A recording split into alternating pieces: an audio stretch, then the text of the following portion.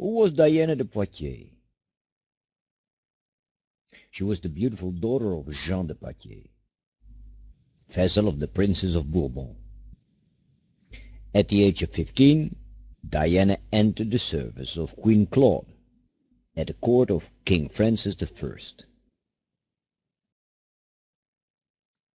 A few months later, Diana marries Louis de Brezé, 65 years old, the bastard grandson of Charles VII, and the great seneschal of Normandy. Louis de Brezé and Diana start an exemplary married life at their Château Anet. But then the Prince of Bourbon is conspiring against the king. Louis de Brezé, who learns about it, denounces him, not knowing that his father-in-law is part of the conspiracy. Diana's father is arrested and sentenced to death. Brezé and Diana come to plead with King Francis to grant him pardon. They have the greatest difficulties obtaining it. Diana's father is already on the scaffold when the pardon finally arrives. At the court, everybody is talking about it. Haven't you heard it? Young and beautiful Diana is said to have offered herself to the king in order to save her father.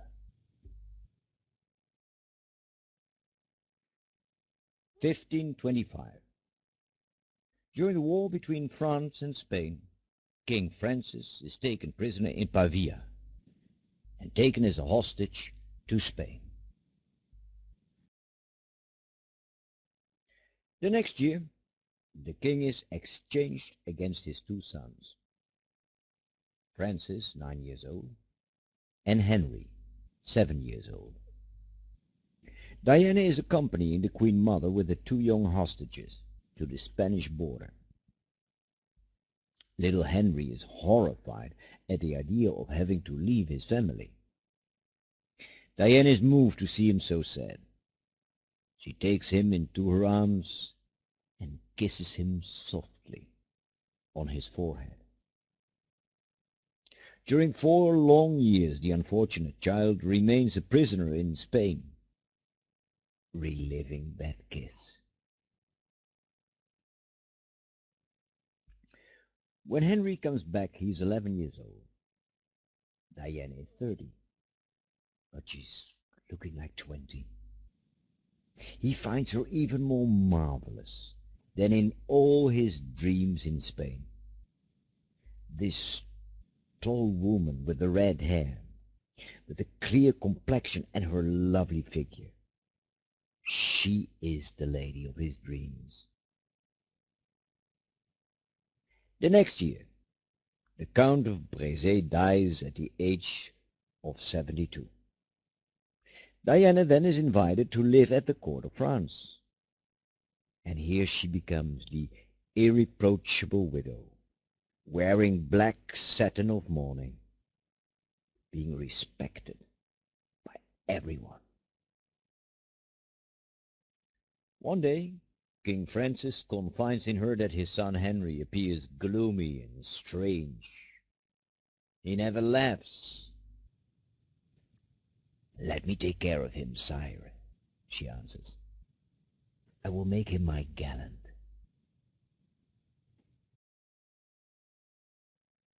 Henry, when 14 years old, had been married to a young maiden of the same age, Catherine de' Medici. Catherine was a descendant of the great Lorenzo de' Medici, and a niece of Pope Leo. Poor Henry! Catherine looked quite a bit like Pope Leo. Now for Henry, there's only one woman worth being won. The proud, ravishing young widow in her somber garments.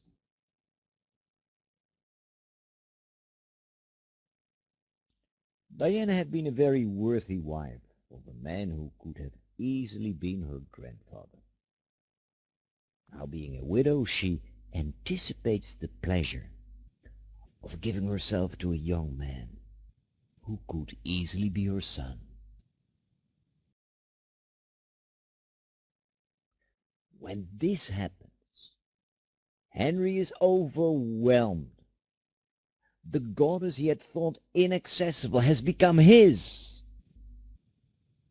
Henry promises her to remain faithful forever. He starts to wear black and white, the color of his mistress, and he signs his letter with an H adjoining a double crescent, the emblem of Diana, his beautiful mistress. Now what about Catherine de' Medici? Poor Catherine. She was very unhappy. Because, believe it or not, she loved her husband. She really did. But she knows him to be entirely subjected to the desires of his lady. And for almost 10 years, she remained barren. In 1547, King Francis dies. His oldest son, Francis II, is already dead. So Henry is the heir to the throne.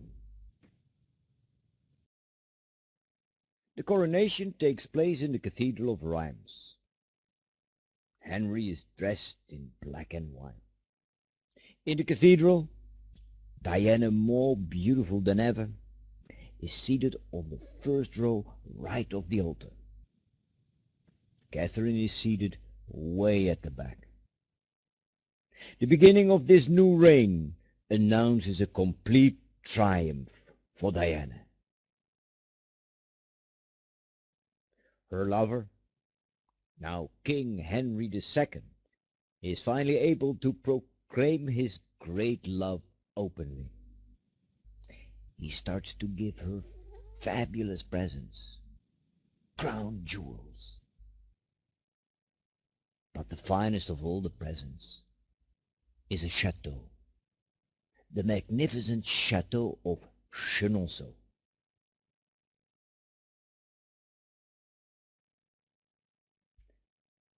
Diana had excellent taste. Immediately she starts with the embellishments of her chateau. She builds a magnificent bridge across the river Cher. She creates one of the finest gardens in France. And the way she entertains her guests becomes proverbial. This evening, you and I have been invited to a soirée. As we approach the chateau, we can already hear the music. The chateau is illuminated by hundreds of torches. And at midnight, there will be fabulous fireworks above chateau and river.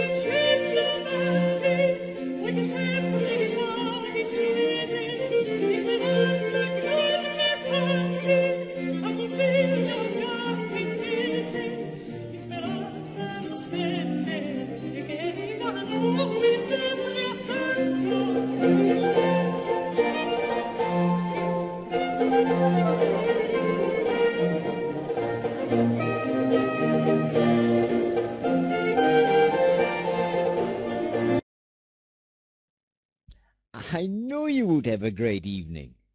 I could tell. Yes. Did you see Diana? Isn't she fabulous? Can you imagine? She's over 50 years of age. Unbelievable. Didn't you love her dress? And what about the pearls in her hair? Were they fabulous? Wow. I guess you didn't talk to Henry. No. No, I know. He's not a very outgoing person.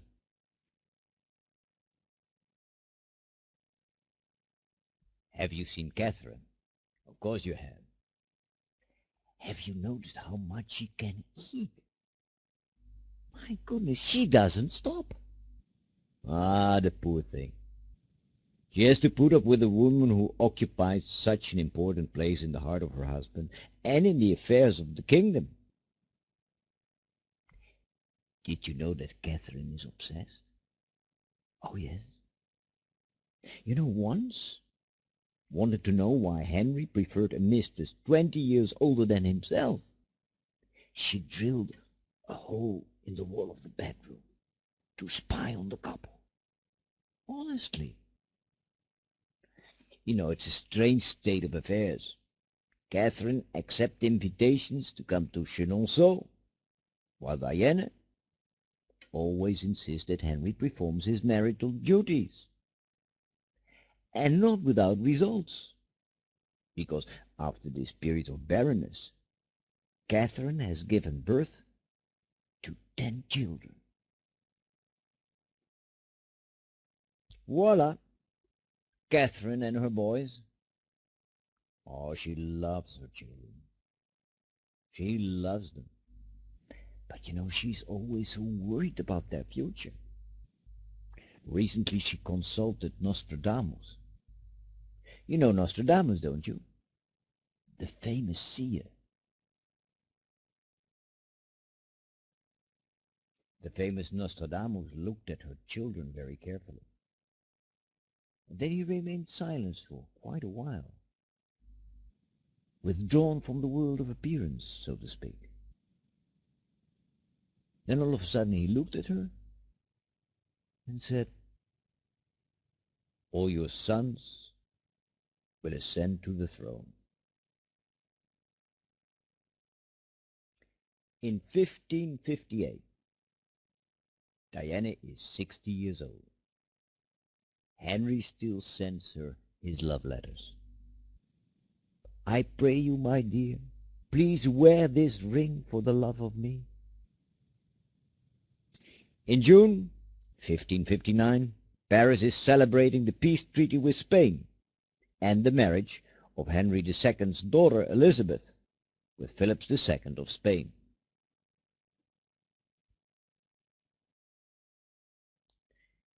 Henry himself takes part in a tournament to celebrate these happy events.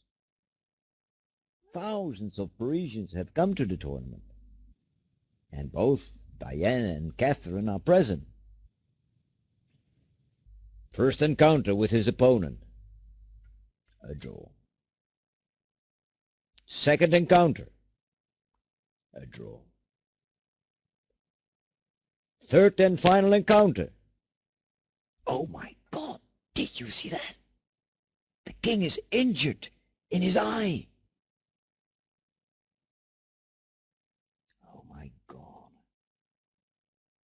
As the king lays dying, courtiers are beginning to whisper that Nostradamus had foretold the tragedy. Read it yourself in his prophecies. He will pierce his eyes through a golden cage. 2 wounds made 1. Then he dies a cruel death.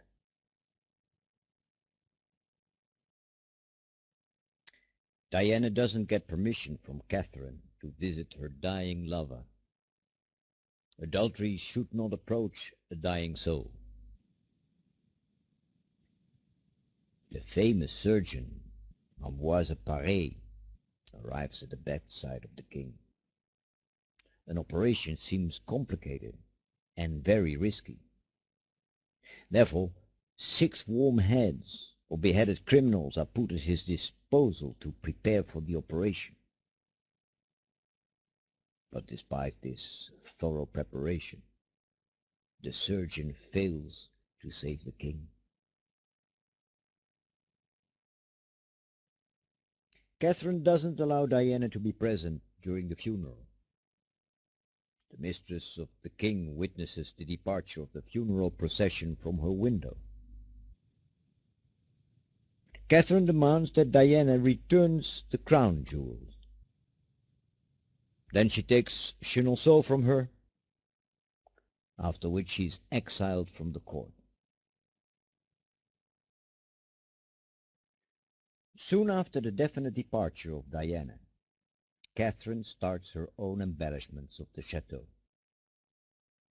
She builds a magnificent galleria on top of the bridge and lays out her own garden.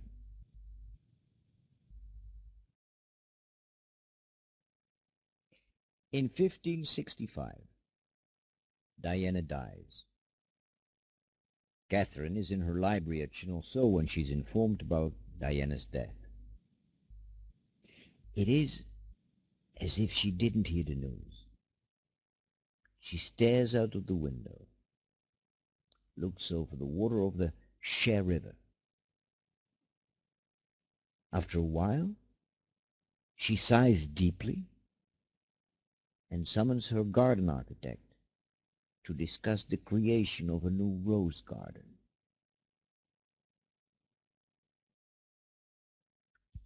The epilogue. Catherine de' Medici becomes the focal point of French politics until her death in 1589. All those years she tried to protect the throne during the wars of religion. As Nostradamus had foretold, all her sons ascend to the throne, to the same throne, that is.